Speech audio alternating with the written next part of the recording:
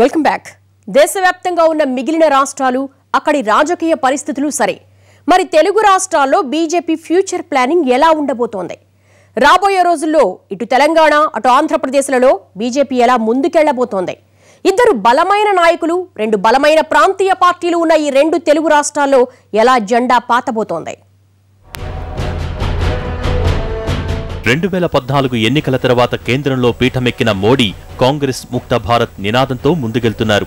ఇప్పుడు దేశవ్యాప్తంగా కాంగ్రెస్ ఇంతలా బలహీనంగా ఉన్న రోజుల్లో కాంగ్రెస్ ముక్త భారత్ నినాదం అసాధ్యం కాకపోవచ్చు, కానీ ప్రాంతీయ పార్టీలను కూడా నెగ్గుకొచ్చి ఆయా రాష్ట్రాలలో కాషాయ జెండా ఎగరేయటం మాత్రం అంత సామాన్యమైన విషయం కాదు.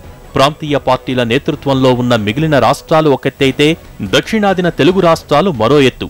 విభజన తరువాత రెండు తెలుగు రాష్ట్రాలలోనూ రెండు బలమైన ప్రాంతీయ పార్టీలు అధికారంలో ఉన్నాయి. వాటిని ఓడించి అధికారంలోకి రావటం బీజేపీకి అంత సామాన్యమైన విషయం కాదు.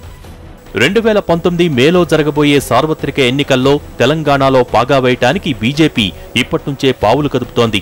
కేసీఆర్ నేతృత్వంలో ఉన్న టీఆర్ఎస్ ప్రభుత్వాన్ని గద్దెదించేంత పరిస్థితులు మాత్రం ఎక్కడా కనిపించడం లేదు.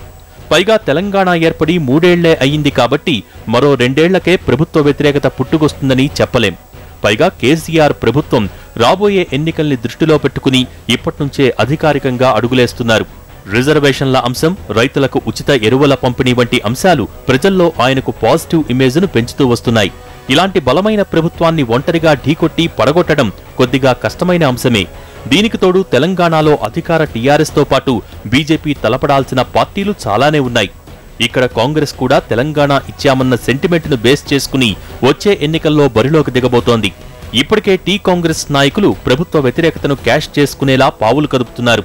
మరోపక్క టీటీడీపీ కూడా తన వంతు ప్రయత్నాలు చేస్తున్నా అనుకున్నంత ప్రభావం కనబరచలేకపోతోంది. వీటితో పాటు హైదరాబాదులో బలంగా ఉన్న మజ్లిస్ కూడా బీజేపీని అడ్డుకోవటానికి అవసరమైతే అధికార పార్టీతో పొత్తులు పెట్టుకున్నా ఆశ్చర్యపోనక్కర్లేదు.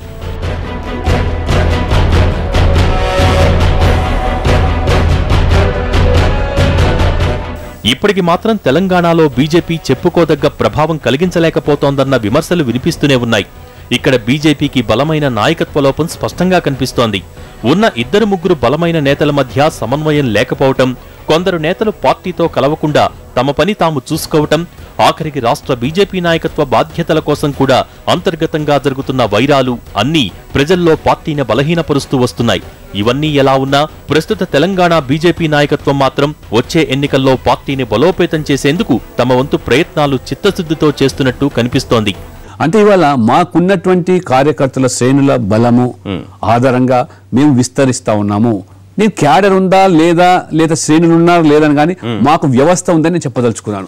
మాకు మండల వ్యవస్థ ఉన్నది, పోలింగ్ బూత్ వ్యవస్థ ఉన్నది, జిల్లా వ్యవస్థ ఉన్నది.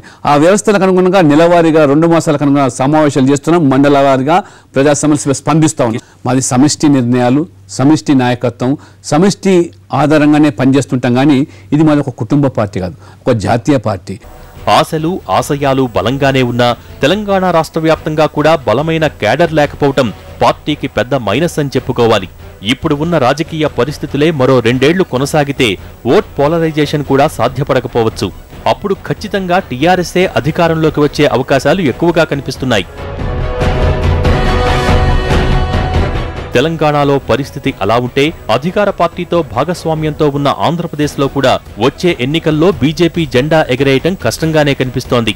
ఆంధ్రప్రదేశ్లో 2019 అసెంబ్లీ ఎన్నికల్లో దాదాపుగా బీజేపీ ఒంటరిగానే పోటీ చేసే అవకాశాలు చాలా కనిపిస్తున్నాయి.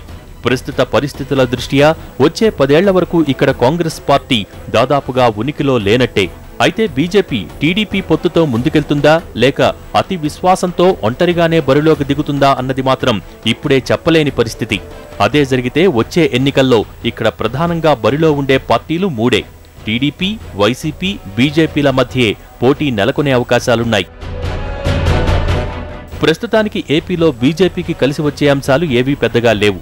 ఎటొచ్చి ప్రతికూల అంశాల జాబితా మాత్రం మెండుగా కనిపిస్తోంది. అన్నింటికన్నా ముందు ఇక్కడ అధికార టీడీపీతో భాగస్వామిగా ఉండటంతో ప్రభుత్వ వ్యతిరేకత టీడీపీతో పాటు బీజేపీ మీద ఉండే అవకాశాలున్నాయి. ఇక ఏపీలో ప్రస్తుతం ఉన్న బీజేపీ క్యాడర్ అంతా పక్క పార్టీల నుంచి వలస వచ్చిన బాపతే తప్ప ప్యూర్ బీజేపీ లీడర్లు కాదు. పోనీ ఇలా వచ్చిన వాళ్లలో కూడా బలమైన నాయకులు లేరు. ఉన్నవాళ్లపైన విభజన ఆగ్రహం ప్రజల్లో ఇంకా ఉంది. ఇవన్నీ ఏపీ బీజేపీ క్యాడర్కి బలహీనంగా ఉంటున్నాయి. మరోపక్క అన్నింటికన్నా రాబోయే ఎన్నికల్లో ఇక్కడ ప్రధాన ప్రతిపక్షంగా ఉన్న వైసీపీ ప్రత్యేక హోదా అస్త్రాన్ని ప్రయోగిస్తే బీజేపీ దానికి సమాధానం చెప్పుకునే పరిస్థితిలో లేదు. ప్రత్యేక హోదా ఇవ్వాల్సిందేనని అప్పట్లో నిండు సభలో పట్టుబట్టిన కాషాయ నేతలు తీరా అధికారంలోకి వచ్చాక హోదా గురించి వ్యతిరేకంగా మాట్లాడుతున్నారు. ఇది బీజేపీ మీద తీవ్ర వ్యతిరేకతకు కారణమవుతోంది.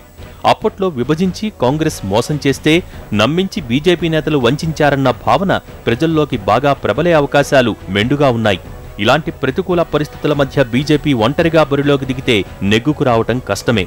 పోనీ టీడీపీతో ఇప్పుడు ఉన్న స్నేహాన్ని కంటిన్యూ చేసి అదే పొత్తుతో ముందుకెళ్తే మరోసారి అధికారంలో భాగస్వామ్యులయ్యేందుకు అవకాశాలు ఉండొచ్చేమో కానీ ఒంటరిగా ఇప్పుడున్న పరిస్థితుల్లో ఏపీలో బీజేపీ జెండా పాతటం అసాధ్యమే. ఇది వాళ్ళ స్టోరీ బోర్డ్. మరో అంశంతో మళ్ళీ కలుద్దాం. నమస్తే.